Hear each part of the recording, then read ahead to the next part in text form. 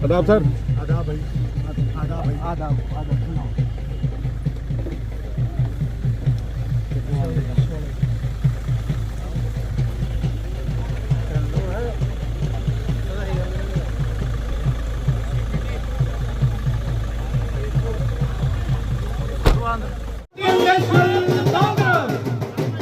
Doctor Farooq Abdullah, जनाब Ratanlal Gupta,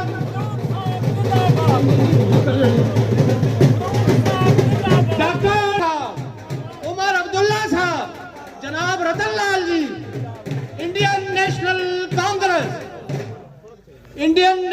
Congress, National Conference, सभी साथी ताली बजा के स्वागत करेंगे। जब 96 में हमारी सरकार बनी, उसके बाद भी जब तक हमारी सरकार रही, चाहे फारूक साहब चीफ मिनिस्टर थे, उमर साहब चीफ मिनिस्टर थे, तो 1.5 लाख से ज्यादा लोगों को यहाँ नौकरियां मिली। मैं हमारे के प्रेसिडेंट जनाब विजय लोचन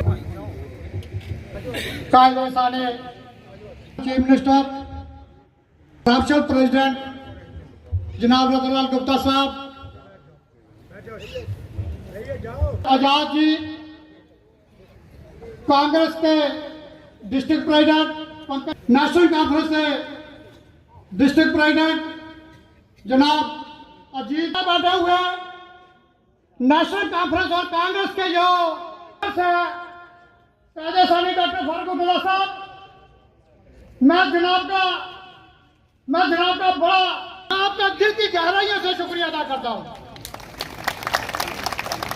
और इसके साथ साथ 10 साल के बाद हमारी निर्मल जी नगरी की जो है सुभाष जी यशपाल जी की मिसेज, वो भैया लड़ रहा है इलेक्शन, मुबारक, इसके लिए दुआ करना। आज दर्शक जनाब ने और इसमें गठबंधन का जो सहयोग है, उन्होंने दिल से यहाँ पर मदद की है। इसके जो वालिद थे, इसके जो पिताजी थे, रतनलाल गुप्ता जी, नेशनल कॉन्फ्रेंस और कांग्रेस की डिस्ट्रिक्ट यूनिट्स, ब्लॉक यूनिट्स और मंच पर बैठे हुए तमाम साथियों, मैं सबसे पहले स्वागत और मुबारकबाद देना चाहता हूं हमारे राष्ट्रीय अध्यक्ष मल्लिकार्जुन खड़गे जी का, डॉक्टर फारूक अब्दुल्ला जी का, राहुल गांधी जी का और उमर अब्दुल्ला जी का, जिनकी दूरदर्शिता से आज ये गठबंधन यहाँ पर मुकम्मल तौर पर आपको देखने को मिल रहा है। और 8 अक्टूबर को कांग्रेस और नेशनल कॉन्फ्रेंस इस रियासत में सरकार बनने जा रही है और 10 साल का जो अंधकार इस जम्मू कश्मीर में फैला हुआ है, वो सब यहाँ से दूर हो जाएगा। मैं डॉक्टर साहब से बताना चाहता हूँ, पिछले 10 साल में सबसे बड़ा हमला हमारे जिला कठुआ पे हुआ है। हमारे यहाँ पर टोल माफिया, हमारे यहाँ पर खनन माफिया, हमारे यहाँ पर लैंड माफिया, हमारे यहाँ पे शराब माफिया, अब यहाँ पर इंडस्ट्रियल माफिया घूम रहा है। हमारे यहाँ पे कल्चर, हमारा हेरिटेज सब इरोड हो रहा है। डॉक्टर साहब, हमारे महाराजा हरि सिंह साहब ने जो हमें सोने थे, जो हमें रियायतें दी थी, हमारी जमीनें हमारी थी, हमारी नौकरियां हमारी थी, हम सबसे सब कुछ छीना जा रहा है। और ये सब कुछ मोदी सरकार के कारण हो रहा है। और जो उनका यहाँ पे लेफ्टिनेंट गवर्नर यहाँ एक राजा के रूप में स्थापित है, उसके यहाँ पे हो रहा है। हम आपसे गुजारिश करना चाहते हैं कि आप जम्मू कश्मीर को बखूबी से जानते हैं, आपने जम्मू कश्मीर में निभाया है। हम सबकी सेहत और तंदुरुस्ती के लिए नेशनल कॉन्फ्रेंस और कांग्रेस का आना जरूरी है। मैं आपसे रिक्वेस्ट करूंगा कि हमारे जिले में लोहाई बिलार हो, बनी हो, बिलावर हो, बसोली हो, गठबंधन के उम्मीदवार फाइट में है। मैं आपको चाहूंगा कि हम जीत रहे हैं, वहां पे आपके आने से जीत वहां पे सुनिश्चित हो जाएगी। आपकी ईश्वर आपकी सेहत को सलामत रखे, आपको तंदुरुस्त रखे। हम सब नेशनल कॉन्फ्रेंस के साथियों के साथ कंधे से कंधा मिलाकर मजबूती से यहाँ पे काम कर रहे हैं और आपको अच्छा रिजल्ट यहाँ से भी देंगे। मैं एक बार जिला कठुआ में स्वागत करता हूँ। आने वाले दिनों में बहुत बहुत धन्यवाद। जय हिंद, जय कांग्रेस। नेशनल कॉन्फ्रेंस जनाब राहुल गांधी जी, सोनिया गांधी जी, डॉक्टर फारूक साहब, कांग्रेस कांग्रेस नेशनल गठबंधन। शुक्र है उनका नेशनल कॉन्फ्रेंस है, उनका शुक्रिया करता हूँ। कांग्रेस के प्रेसिडेंट यहाँ के, उनका भी शुक्रिया करता हूँ कि वो और उनके साथी आए हैं। आरजेडी का भी शुक्रिया करता हूँ कि वो हमारे साथ हैं। CPIM, CPI, उनका भी शुक्रगुजार हूँ कि वो हमारे साथ खड़े हैं। और इंशाअल्लाह इस हुकूमत में जो आने वाली है, हम लोग आप लोगों की मुश्किलें दूर करने की कोशिश करेंगे। पहले तो मैं आपसे कहूँ, इनके वालिद से मेरी बहुत मोहब्बत थी और शरीफ आदमी थे और लोगों का दुख उनके दिल में था, ईमानदारी से कहता हूँ। इतना दुख था मैं बयान नहीं कर सकता। हम तो समझते थे कि अपर हाउस के वाइस चेयरमैन हैं, जिंदा रहेंगे तो आपकी मुश्किलों को दूर करेंगे, मगर प्रभु को मंजूर नहीं था। बहुत जल्दी वो इनको इस दुनिया से ले गए। मगर मेरी शिकायत भी है शेड्यूल कास्ट लोगों से।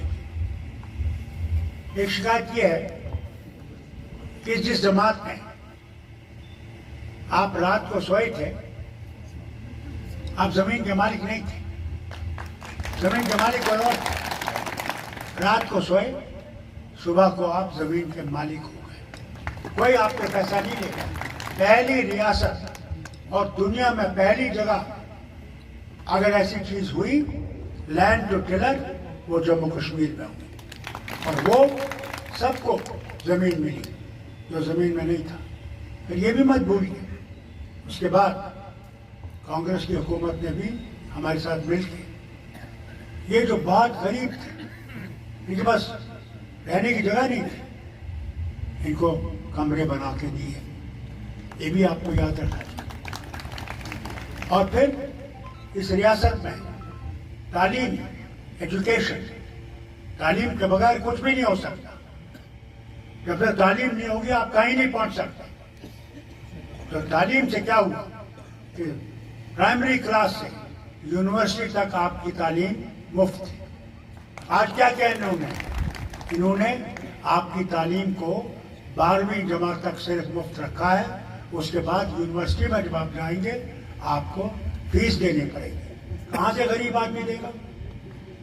कहाँ से वो बच्चों के कपड़े लाएगा, किताबें लाएगा? कहाँ से करेगा? कोशिश इनकी ये थी कि किसी भी तरह से यहाँ के लोग तालीम से महरूम हो जाए। ये ना खानदान है कि आगे ना बढ़ सके। ये बीजेपी और इनकी मेहरबानी है। साथ साथ ये देखिए क्या वादा किया था। चल जाइए सी।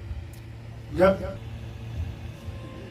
हम लोगों ने, महाराज साहब ने, क्योंकि पंजाब था सब तरफ, पंजाब अमीर था, वहां लोगों के पास बहुत पैसा था।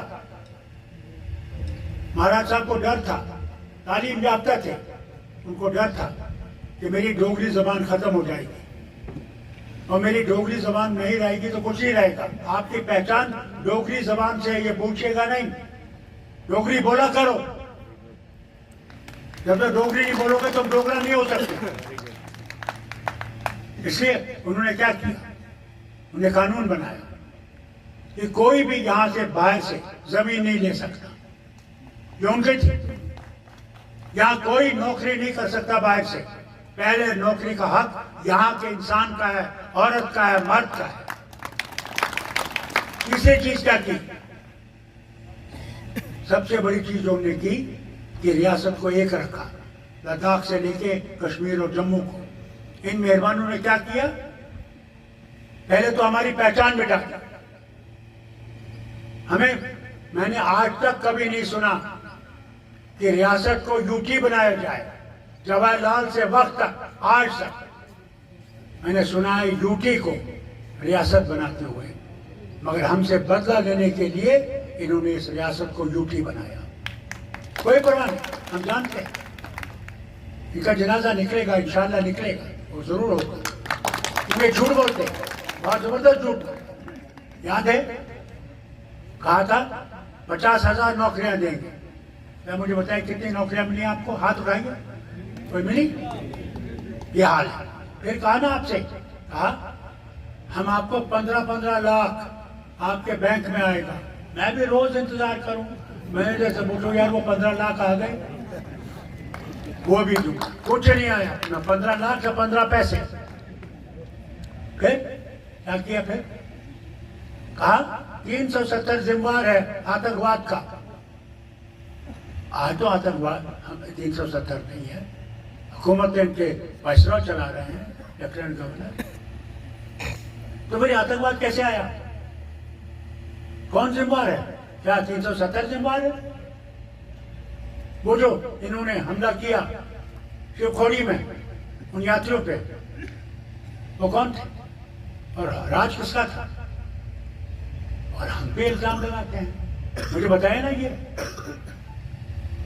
जब रुपया शहीद के लिए 5 आदमियों को छोड़ना पड़ा, मैंने तरले किए इनसे, मैंने कहा मत कीजिए सौदा, एक दफा सौदा करेंगे तो आप अपना सर झुका रहे हैं, टेररिज्म के सामने आप सर झुका रहे हैं, आतंकवादियों के सामने आप सर झुका रहे हैं।